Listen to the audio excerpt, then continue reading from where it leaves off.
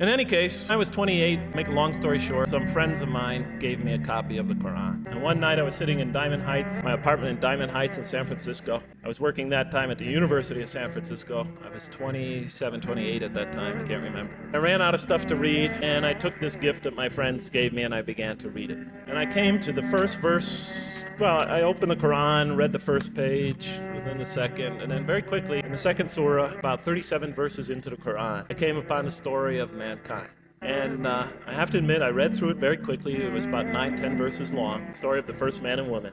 And I recognized some of the details. It was similar to what I had learned when I was a child, but I noticed that there was something wrong. It was apparent to me that whoever authored this Quran, of course I wasn't a Muslim at the time, so I didn't have any idea who that was, whoever authored this Quran clearly did not understand the real meaning of the story. Because they had obviously gotten the details confused. They didn't even understand the whole purpose of the story.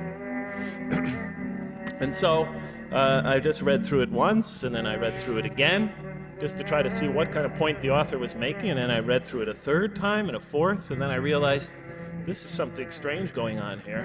I'm going to read this much more carefully. I'm going to need to go through this story line by line, verse by verse, because it's obvious that the author is trying to bring out another point. I wasn't quite sure what it was, but definitely he packs a lot of meaning into almost every word.